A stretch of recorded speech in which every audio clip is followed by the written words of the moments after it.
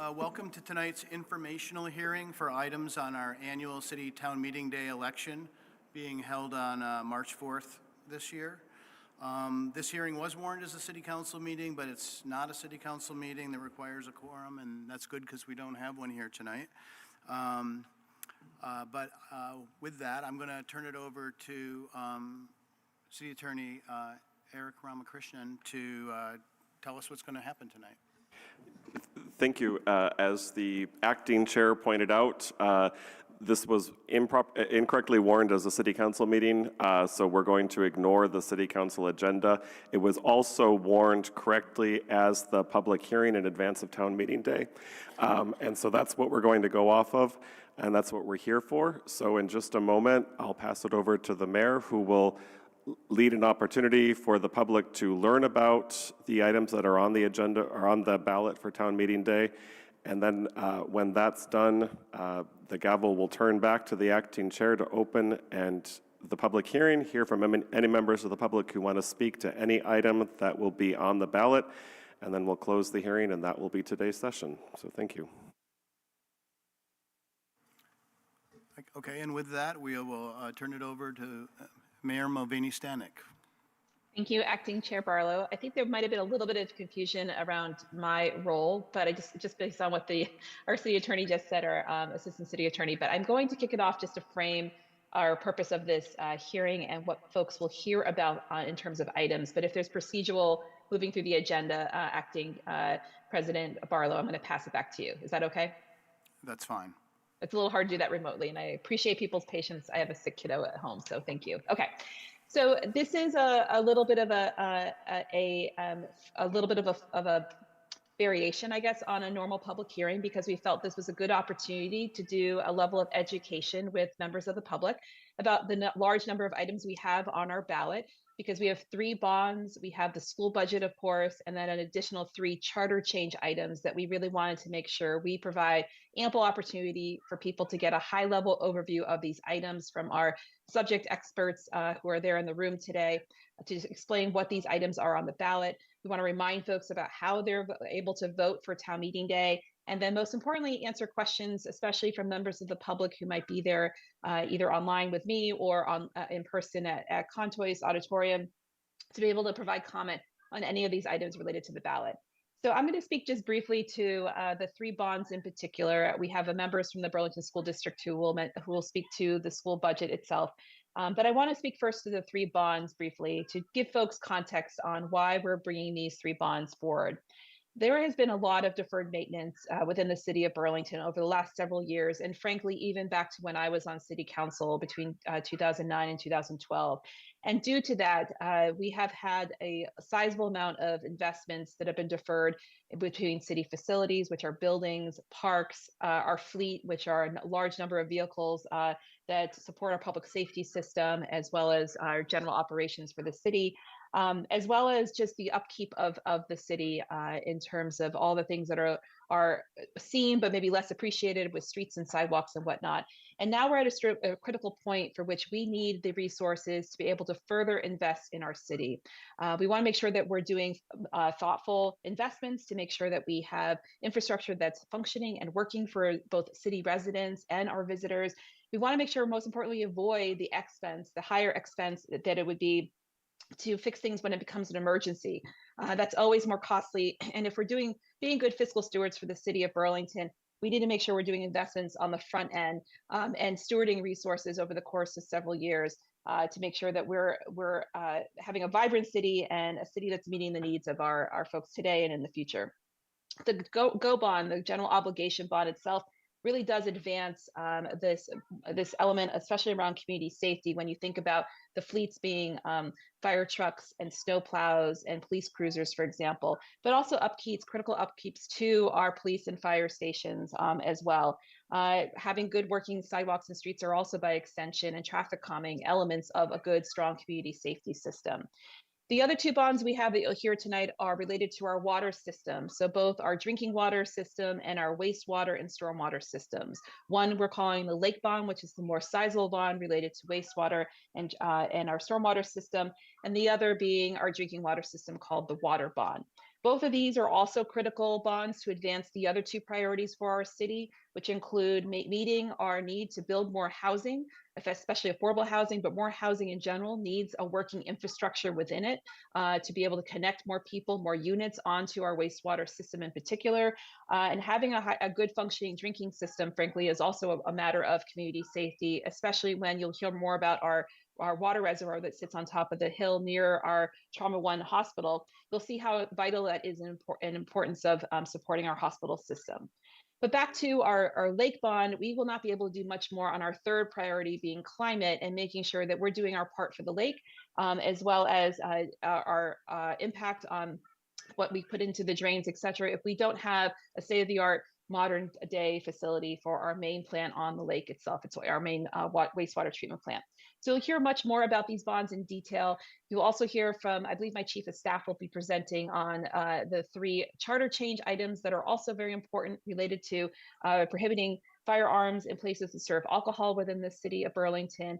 There's a redistricting question, as well as the final one being related to tenant and landlord notification rules that we have in our charter. So with that, Acting President Barlow, I will pass it back to you, and I really appreciate folks tuning in or being there in person for this hearing tonight. Thank you, Mayor. First on our agenda, we had a school budget presentation, but Nathan Lavery, the Director of Finance for the school district, isn't here yet, so we're going to flex the schedule a little bit and turn to Ashley Parker for a presentation on the general obligation bond. So take it away, Ashley.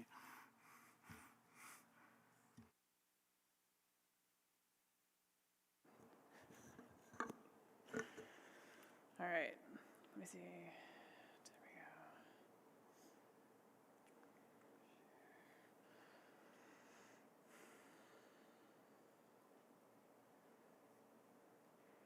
Okay. Thanks very much for having me here tonight to go through, this $20 million GO bond and what it means for our city. I really appreciate this opportunity to talk to the public again about this bond. We're just going to quickly go through what our need is on the general fund capital side. I think just at a very high level, this really is a bond that is focused on our general fund capital asset needs, specifically focusing on our general fund fleet. As the mayor mentioned, fire trucks, snow plows, ambulances, that kind of thing, our sidewalks and our streets, our bridges, our city buildings like this building here, and our parks and our traffic safety projects. So that's what this bond is focusing on. What this slide is just showing us is our need that we have, and currently the general fund capital program only has revenues in the amount of $2 million a year. That's our only consistent, reliable source of funding for the general fund capital program. It's through our annual borrowing that we get via the charter. And the first table in green is showing us what we could do with $2 million. And this is if we did one of these capital asset improvements and nothing else. So we obviously, in the next slide I'll show you, we'll go through what our actual need is, our critical need. And the other table is just depicting our spend out projections of how we would allocate this money and what this general obligation bond would do for the capital program in terms of increasing our ability to really spread more resources across more capital assets and do more good work that we need to do.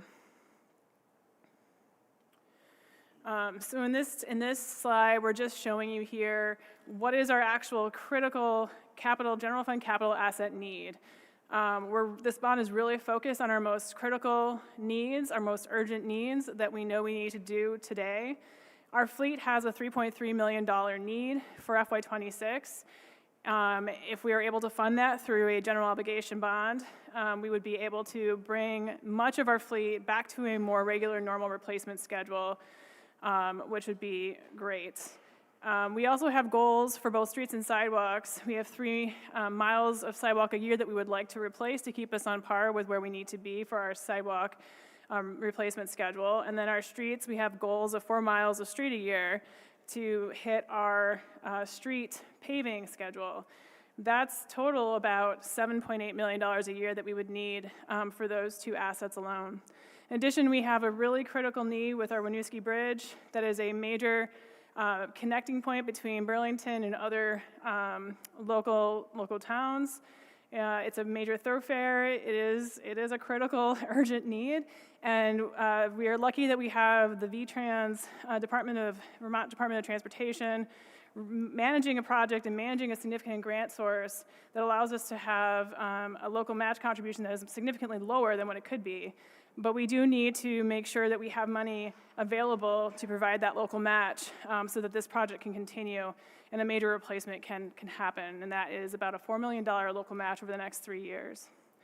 Our transportation safety group does a lot of our temporary and permanent projects that help keep our intersections, our bike paths, our sidewalks safe, make our streets safer, and that team at DPW has estimated that if we were able to get $300,000 a year for that program, we could potentially put in 14 of these projects that would, over a course of 3 years, we could hit 75% of what our current community requests are showing. So this would be a really important investment in that program. In addition, our city buildings, we have significant multi-million-dollar needs across many of our city buildings that provide services to residents, provides housing and work place for many city employees. And as the mayor noted, many of these are targeted at our police station and our fire stations across the city to make sure that we have healthy and safe working conditions for all of our staff there, as well as having places that our residents can come and depend on when they need services or to participate in just basic whatever you need every day, our buildings are open for you. Our parks, again, is another asset where we see at least a $6.5 million need of critical projects across the parks. Unfortunately, we do not have enough funding elsewhere to really keep up with that. So across from our harbor, marina, many of our waterfront parks are experiencing significant deferred maintenance issues right now, and much of this money would go towards helping us continue the work we need to do at those places. So that is all of the need. We also put together this table to try to show the public, how would we allocate this money? How could we allocate this $20 million over the course of 3 years between fiscal year 26 and 28? This shows you what these percentages of that funding bond amount could look like. We want to be clear that none of these projects or assets are guaranteed funding. The capital budget is very flexible in nature and evolves daily depending on what urgent needs come up every day. And also we have to make sure we're ensuring equitable implementation of projects across the city. But this will give you a good sense of what it would look like if we were to allocate funding across the different asset classes that we discussed. One of the really exciting things that we have created this year, we have never had this before, but we have a new capital planning map, which is a map online, an interactive map that you can go and look and see what projects the city has in the pipeline or has in its projections over the next 5-6 years. My intent is to update this regularly with changes to our plan. Things happen all the time, things change, so we want to keep this changeable. We want the public to really know what's happening on the ground, what we see already. The other piece of this is a community survey that we would like to keep running well past town meeting days so that our community has an opportunity to weigh in on, what are some things that we don't know about, what projects are out there that you see in your neighborhood, or on your way to drop your kids off at school or on your way to work. This is an opportunity for you to take a survey and provide us some information on how we prioritize our projects here at the city, but also to let us know if you're seeing something that we're just not aware of that maybe we need to add to our priority list. This can be found on our BTV Thrives main page, but we have lots of links and QR codes to get you to where you need to be. But please reach out if you have any issues or questions navigating this map.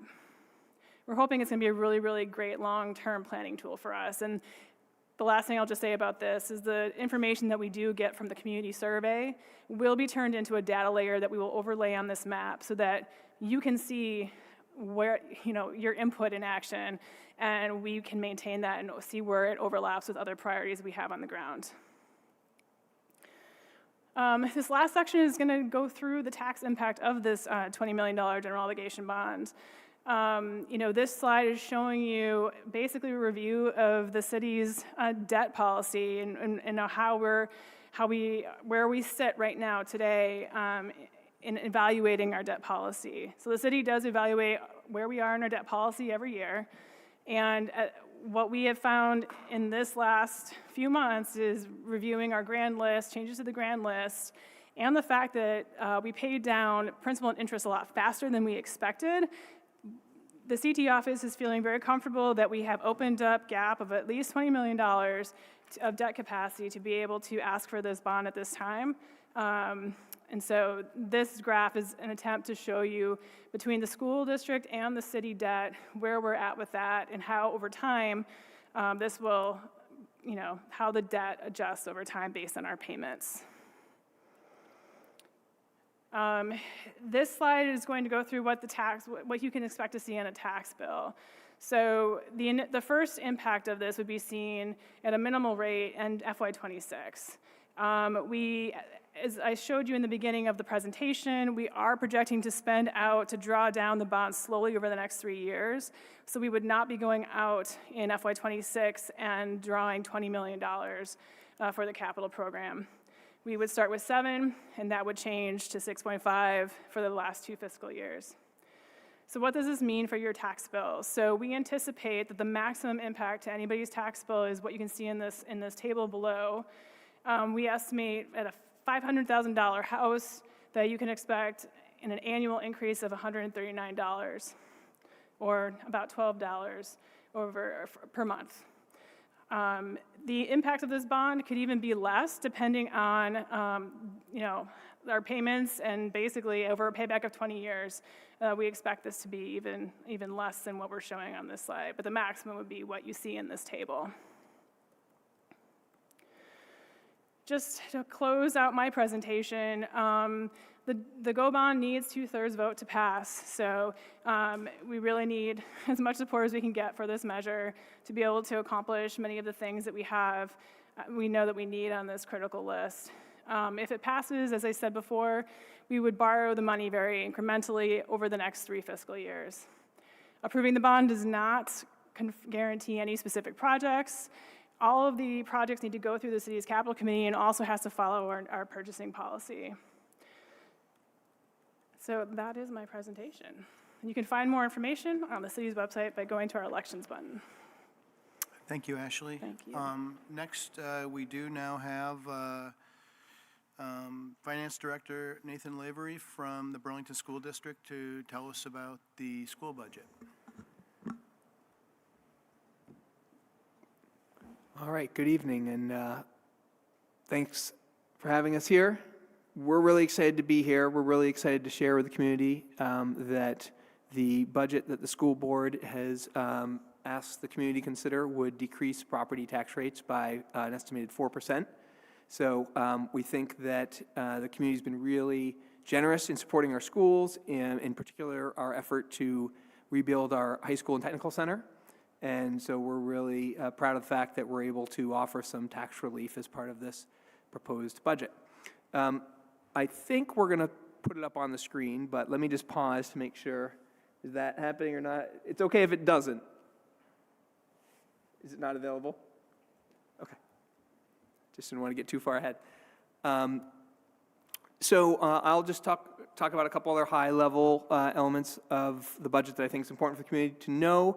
One of the things, of course, is that the budget includes the money that we are using to continue to repay the debt associated with the high school. So we often have people asking us, okay, that's the budget, but what about the repayment of the high school debt? What's the additional impact of that? And the answer is that's already baked into that number. So we're paying for the debt associated with the high school and still generating that 4% tax rate reduction estimate. So that's it's already embedded in there. There's not any more additional cost on top of that.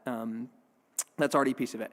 The other thing that I think we want to stress is that the school board in Burlington has taken really active steps with the support, including of the city council and a lot of people around our community and around the state, to advocate for a more fair funding model.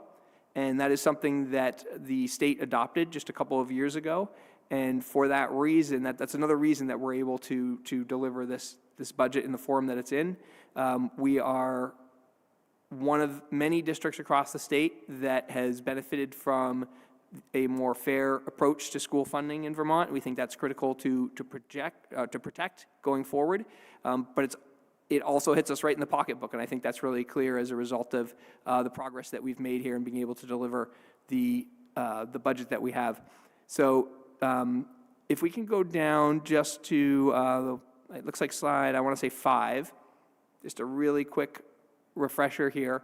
So the approach we take to budgeting for our schools generally begins with a baseline level of staffing that ensures that we've got adequate staff in all of our buildings, and that's based on ratios. That may mean enrollment-based ratios, or in the case of like a principal, it's 1 per school as required.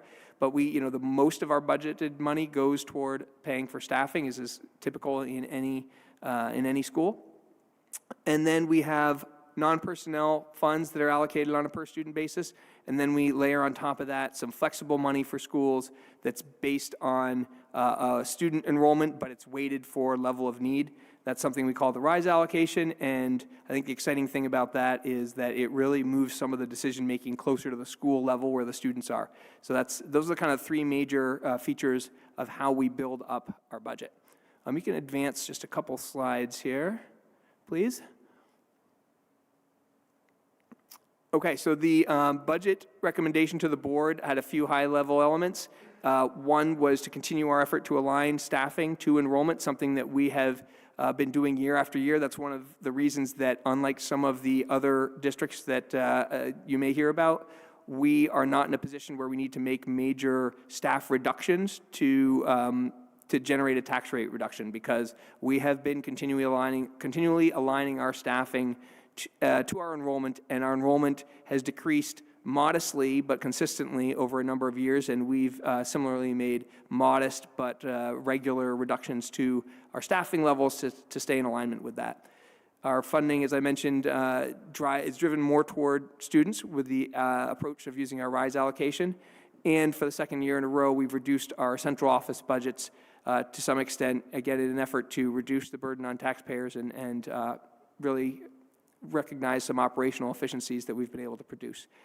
All of this is done, and we've also included in the budget some additional funds, $600,000 to use to maintain our buildings and other infrastructure. That is going to be important, obviously, because of the age and condition of our buildings, but also because we're conscious of the city's efforts to use our city's general obligation to meet a number of priorities, and this money will ensure that we have an ability to maintain our own buildings without needing to come back to the city and ask for additional authorizations for capital investments. We can go down 2 more slides, please. This chart's a bit busy, but really we've highlighted 2 of the most important columns. The education spending, that's the money that we get from the state education fund. That's the money that property taxes go into and then get redistributed across the state. So our spending level there, $103 million, and that, as you can see, corresponds to a 4% reduction. I mentioned before, we're coming off the heels of a large increase last year, attributable really to the increase debt costs associated with building our high school. So that's what the 10% was last year, and then this year, again, we're able to reduce tax rates back down by 4 percentage points. The next slide is a chart that illustrates the areas where our budget is increasing, just to give people a flavor of what drives the increased spending. So even though we're able to produce a tax rate reduction, doesn't mean that we're spending less money, right? In particular, wages and benefits are going up every year, and I talked about the debt service associated with the high school and so forth. So this is just to illustrate people where where those, what pressures are driving those increases. And if we go 2 more slides down, please, we have a few tax estimates here just to give people an illustration of what the potential impact would be of the reduction. So in the case of the examples on this page, we're talking about hypothetical property payers. These are folks who pay only based on the value of their property. So we've provided 2 scenarios here. As you can imagine, the larger amount of your bill, the more your reduction is going to be because the 4% is going to amount to a larger reduction. And then on the next slide, we modeled a couple hypothetical payers who receive the income adjustment here. So those folks are also receiving a reduction. It's important to keep in mind when you think about this that those folks are still paying based on the value of their property. They're just getting an adjustment for that. And so as a result, the numbers look different, but they are also receiving a reduction. And I think we can move down. I can't quite see it from here, but go down 2. Let's try going down 2 slides. No, we can keep going. Sorry. There's one more slide I want to touch on. Oh, yep, this is the slide. Just one other thing I want to make folks aware of. The school district receives an annual audit.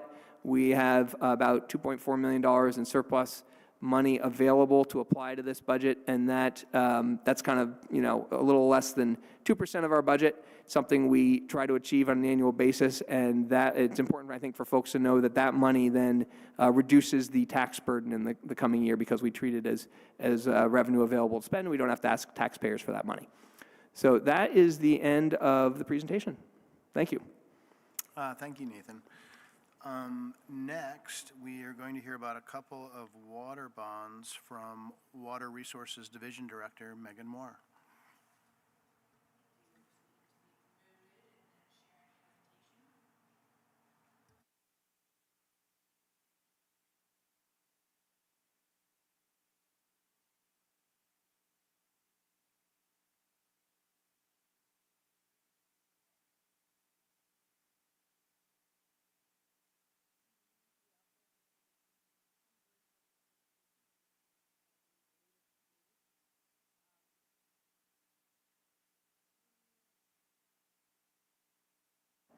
Hello. Whoa. There we go. Testing. We first, want to thank the voters for both the 2016 water bond authorization, in which we have spent all of that money down. All of that money went into replacing high-risk water mains. People are always surprised to see what the inside of most of our water mains look like. That is normal, what we call tuberculation. It's a great word for dinner parties. But that is normal sort of formation of rust. It's why when we flush the mains, you sometimes can see discolored water. It is still safe, but my child in particular does not like when there is rusty water that comes out of the pipes. So for most of these projects, we have done some open dig replacement, but in other cases, when it's been more cost effective, we've used water main relining, which is the example shown here. And at the end of the day, we have replaced or relined about 9.3 miles of water main. But we have about 130 miles of water main, so long way to go. On the clean water side, in 2018, the voters supported a almost $30 million initial investment into our wastewater and stormwater systems. With that money, we have also done a fair amount of sewer main replacement and relining, as well as installed green stormwater infrastructure and, last but not least, fixed the things that broke in 2018 and caused the discharge of approximately 13 million gallons of untreated sewage into the lake, which was certainly not acceptable. But at the end of the day, despite the money that we have invested into our wastewater treatment plants and that we have moved some of the things out of the F category into other categories like A and B, we still have way too many of our systems that we would score based on consequence of failure and likelihood of failure in the C and D, and indicate that we really are running out of time on being able to replace these things without facing another summer like 2018.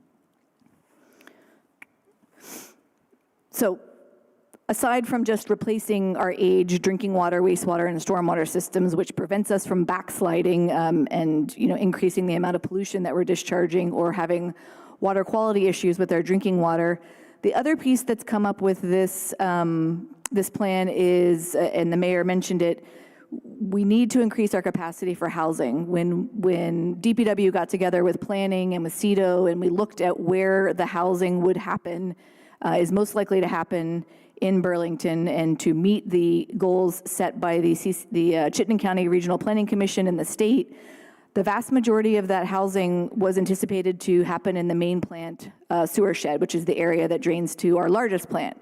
Unfortunately, our largest plant is the closest to its permit capacity, and so part of this project is to actually make sure that we have the flexibility to accept growth wherever it may occur, but especially in that main plant sewer shed. Main plant is a wet weather plant. It's very influenced by climate change, and we need to make sure that these systems are ready for what Mother Nature is going to throw at us. And then lastly, particularly in the wastewater world, there's a number of safety or code upgrades that we simply need to do to protect and retain our workers. Our workers are great. They do their job, but there's a lot of things that we need to do to make it safer and better for them. And no one can forget our lake. It is our jewel. It is our economic driver. By simply replacing our existing systems, we're certainly making sure that we're not backsliding on our protection of the lake. But this plan also includes about $30 million to install tertiary phosphorus removal, which will fully remove the amount of phosphorus plus a little bit more for buffer for climate change, so that Burlington will meet the Lake Champlain total maximum daily load, which is a big, thick document that says how much every community and every sector within the community can discharge as far as phosphorus. And our lift was pretty substantial, given all the sources we have. But with this plan, we are able to knock it out of the park and do what Burlington needs to do for the lake. We still are going to be relying on Vermont to do what it needs to do, so I don't want to sugarcoat that this is going to make cyanobacteria blooms go away, but we will be able to walk and keep our heads held high, and also be able to more strongly advocate at the state level for all of the other investments, because we will be able to say that we've done our work. And forever, probably, we will be continuing to try to reverse the legacy of our combined sewer overflow system. Burlington has done a vast amount of work, starting in the 1990s, to reduce combined sewer overflows, but we do still have them, particularly in the south end.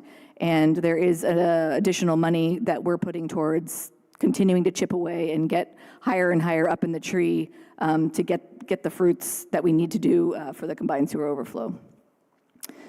So on the wastewater treatment plant, just a reminder for folks, because sometimes I end up talking about all the different plants and forgetting that folks may not know that we do have 3 wastewater treatment plants.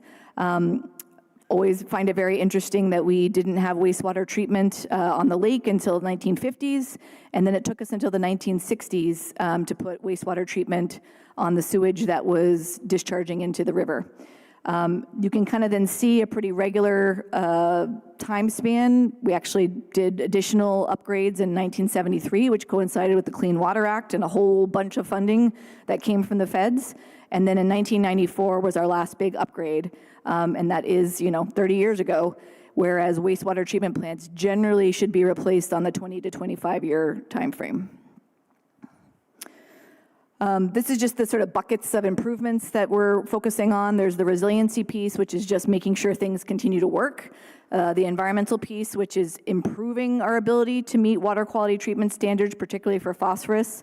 There's that capacity piece of making sure that, in particular for main plant, we're able to accept what we estimate could be about 3,500 new units, and there's 5,000 new units across the city. Work safety issues, and of course, odor reduction. This could take a couple turns of the wheel, but there's an initial plan for a couple of elements that we would be installing with this current bond to reduce the offsite odors. We know that main plant some days smells okay, but other days does not, and we want to make sure we're supporting the tourism that happens along the bike path.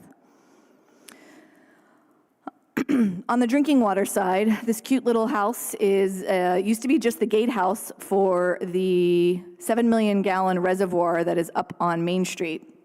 I can't remember when, I think in the 1880s it was turned in, 1880s it was actually turned into a pump station. What does that mean? Basically, So there's 7 million gallons of storage, but in order to supply pressure to the upper portions of the city, which are shown here in blue, generally properties that are east of Willard Street, as well as the UVM Medical Center, which is our region's only level 1 trauma center, we need pumps to pump the water up to the elevated tanks, the big tank that you see at the UVM campus, and then the smaller tank that is on the Redstone campus. Without those pumps to either pump the water up to those elevations or actually to pump directly, we cannot get water to this area, including the hospital, and that is simply not a risk that we as staff are willing to take. Additionally, the reservoir itself, and the project, the $20 million has about $9.75 million to address both the pump station as well as to do some improvements to the reservoir itself, because that reservoir doesn't just serve this blue area, it actually serves the entire city. It is the emergency storage. Should we have to shut the drinking water plant off at the lake, we have about 24 hours of water to fix what we got to fix, and after that, we don't have a water. So enough said that it's very important. Similar to the wastewater treatment plants, when we go through a scoring effort, the reservoir and pump station have a significant number of its assets, whether it's the building envelope itself, you can see a picture of the floor cracking, or the pumps themselves, which have not been replaced in decades. So part of this project is to actually build a new pump station. Because the old pump station is a historical landmark, it will be mothballed and will remain, and then to spend the balance of the money on the reservoir itself. So if folks have been following us since November, the original number that we proposed to the council was a much larger number, particularly on the lake bond side, the wastewater and stormwater side, in the realm of, I think, $218 million. Through collaboration with the council and also hearing feedback from the public, as well as doing a little bit more fine-tuning on our schedule, and additionally the realization that we believe that we are highly eligible for grant funding for the main wastewater treatment plant. We worked with the council to reduce our initial scope of work from what was originally this whole yellow area down to what we're calling stage 1, which focuses the wastewater efforts largely on main plant, does have some collection system money, the combined sewer overflow money, and then focuses on the drinking water improvements, which include the reservoir pump station, some key projects at the drinking water plant, as well as continued work on the distribution mains and establishing emergency water supply interconnects with our adjacent water supplier, Champlain Water. So that brought the number down quite substantially to $152 million, and then on the water side, brought it down about $1 million to $20 million. But I want to be clear with any listeners that the stage 2 and the stage 3 work have to happen. They didn't magically go away. We're just pushing them out a little bit further. And we think that this is strategic in that we hope, even though I have cost estimates for those other projects, and even though I've included those, and you'll see our potential rate projections in another slide, we hope that we're able to secure grant funding for these initial stage 1 projects, such that the amount of money that we need to come back to for the voters for stage 2 is reduced from what we would currently project it to be right now.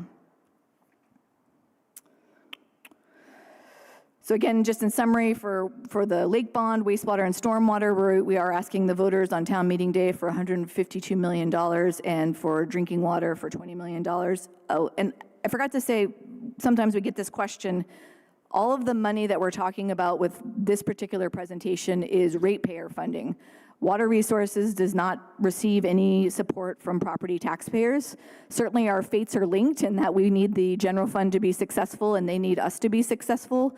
But when we talk about the rate impacts, this is only on your water, sewer, stormwater bill. Another sort of detailed note, again, just making sure that we're being as transparent as possible.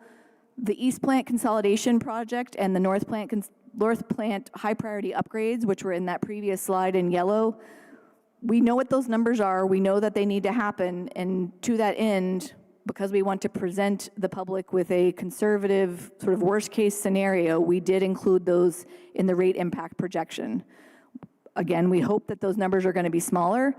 We also want to make sure that people familiarize themselves with the other things that we're listing on here, that some of which we know maybe what the number is going to be, and for others we don't. One great example is our drinking water plant.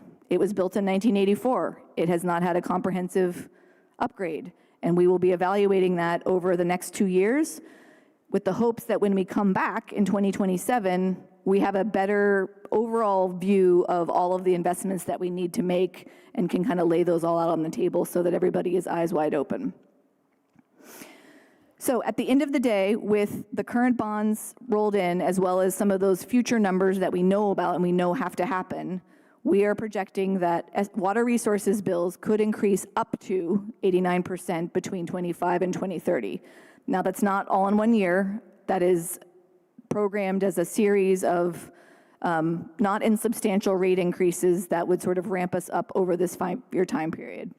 The rate increases would be similar for other customer classes, with the exception of this upcoming fiscal year, in which we do have the last year of a 5-year phase-in of a private fire protection charge. And I don't know that it's up on our website right now, but I will check.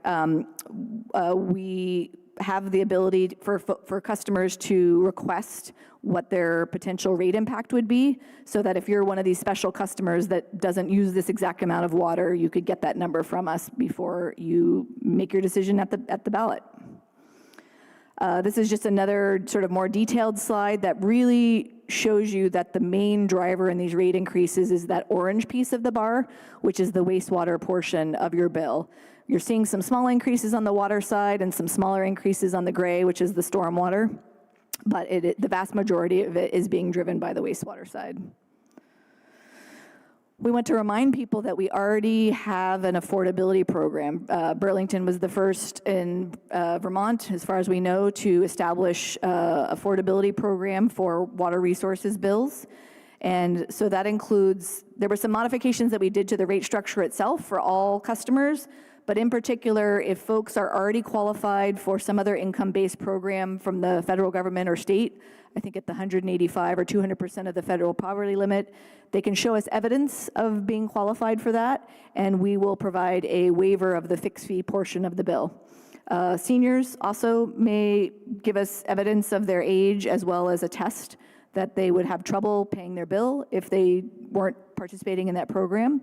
We also have rebates available for sewer lateral inspections. Everybody has a pipe from their house out to the street. Property owners own that pipe, and many people don't know what the condition of that pipe is, except that maybe it clogs from time to time and they have to get a variety of contractors in to clear it.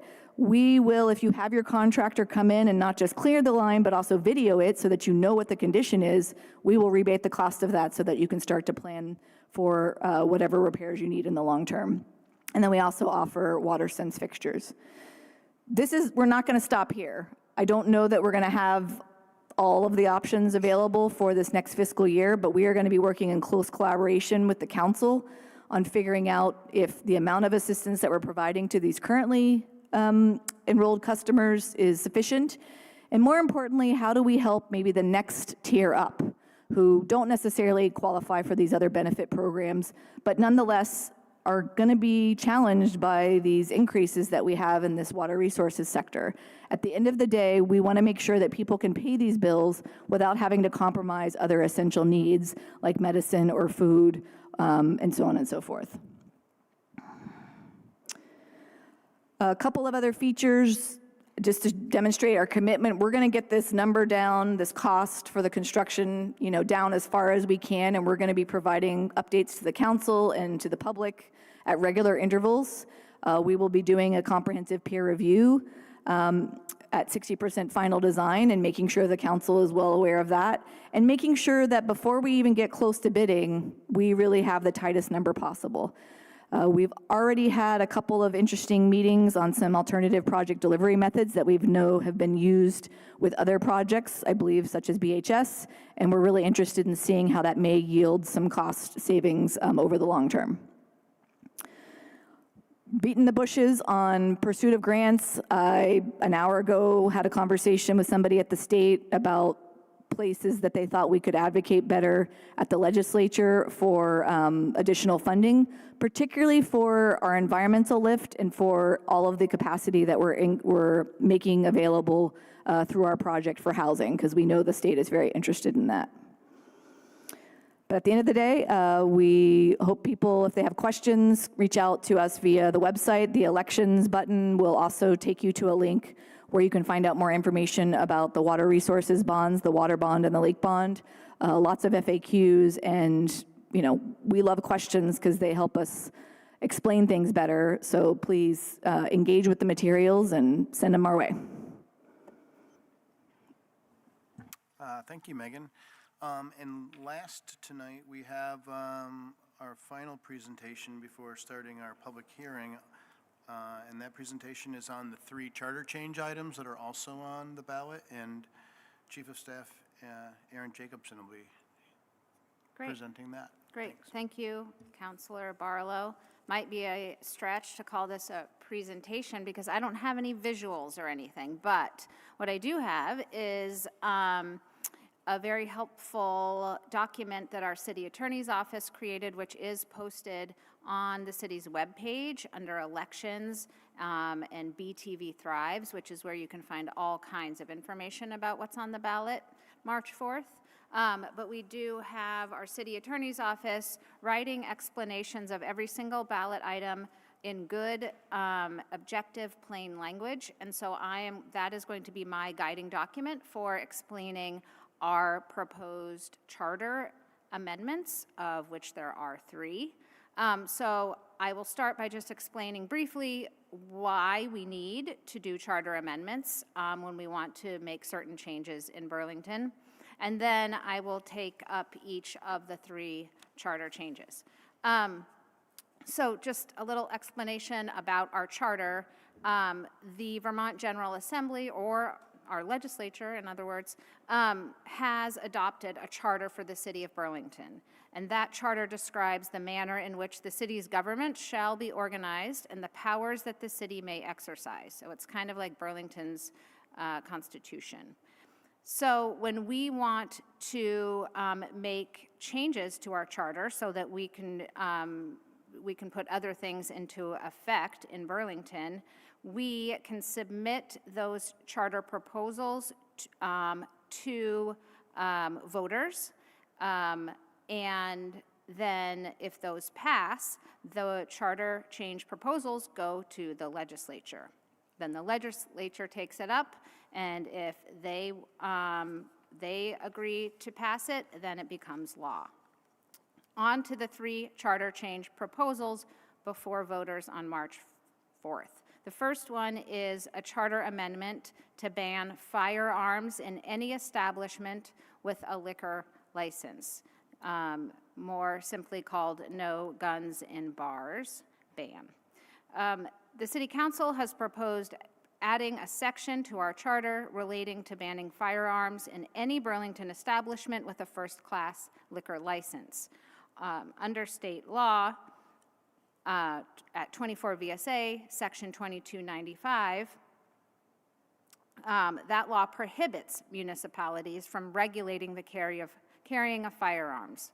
So if we want to ban guns in bars, we need to change our city charter to allow that to happen. So this proposal would add a section to the charter relating to regulating possession of a firearm in an establishment with a liquor license. And if the General Assembly passes that, if the voters pass that, then it goes to the General Assembly for consideration.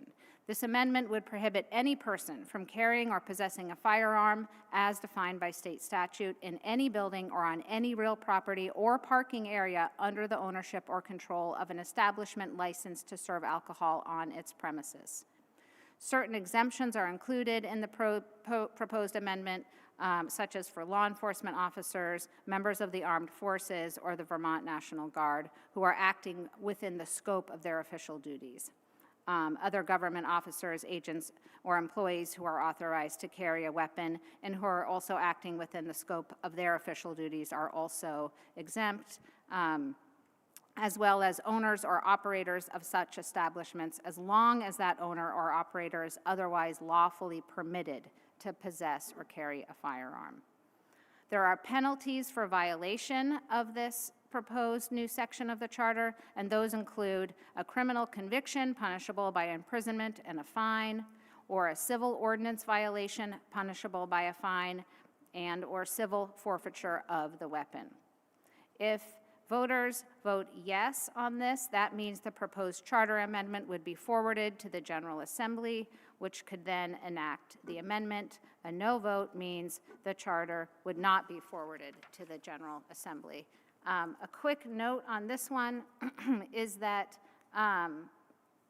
10 years ago on Town Meeting Day 2014, so I guess that's actually 11 years ago, Burlington voters already approved this same proposed charter amendment. The legislature, however, has not yet acted on that long ago past proposal. So the members of our legislature have asked us to take this up again, and in so doing expressed willingness to once again sponsor legislation enacting this charter change if the voters of Burlington approve it on Town Meeting Day. Charter Amendment number 2 is an amendment to regulate rental notifications and notification periods.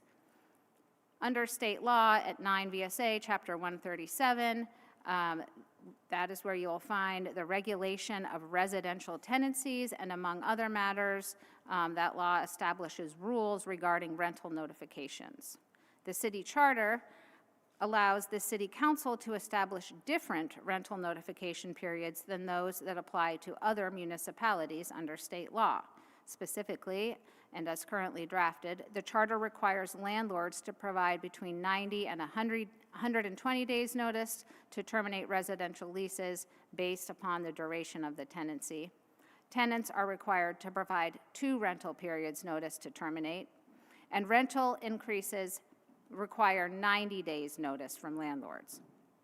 The City Council has proposed amendments to the charter that would empower the City Council to establish by ordinance requirements that residential landlords provide tenants notice prior to termination of residential tenancies, including requirements for the contents and timing of such notices, and also including special notice requirements for vulnerable populations, including elderly tenants, tenants with disabilities, and low-income tenants.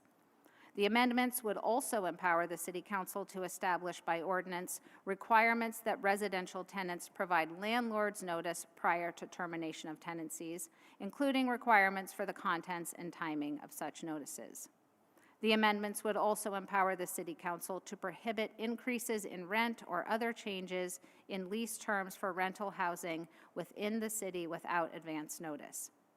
The timing, contents, and manner of giving such notice would be established by ordinance, which may include special notice requirements for vulnerable populations. And the amendments would eliminate the specific notification periods that are presently reflected in the charter, thereby allowing the City Council discretion to determine the notification periods that would apply.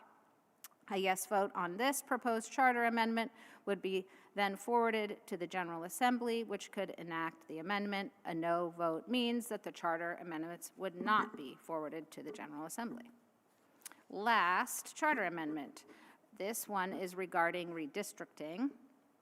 At Article 2, Section 2 of the city's charter, detailed legal descriptions of the boundaries of each of the city's 8 wards and 4 city council districts are detailed. From time to time, changes are required to these boundaries to address population changes to ensure the principle of one person, one vote. However, the legal effect of describing the boundaries of each ward and district in the charter is that redistricting requires approval from the City Council, the city's legal voters, and then, once again, the Vermont General Assembly.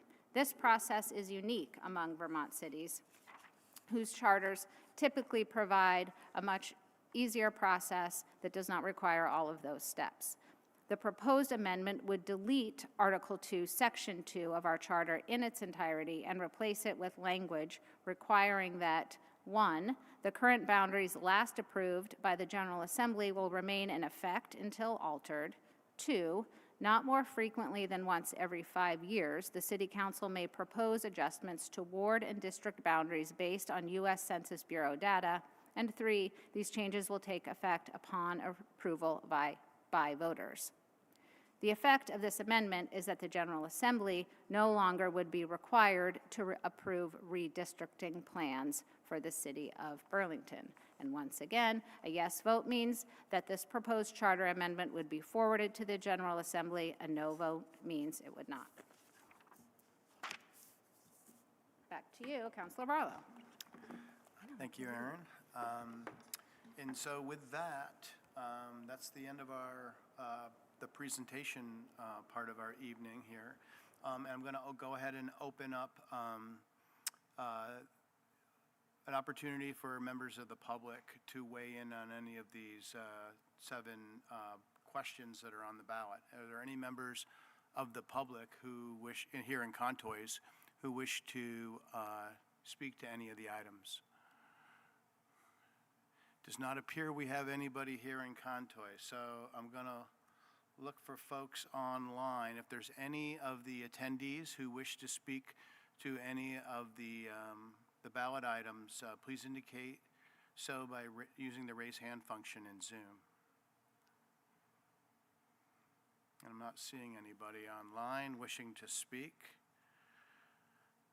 I'll ask one more time, are there any members of the public, either here in Contois or online, who wish to speak to any of the ballot items? And if you're online, indicate your interest in speaking by using the raise hand function. And I'm still not seeing anybody. Going once, going twice. Okay, then I'm going to go ahead and close the public forum.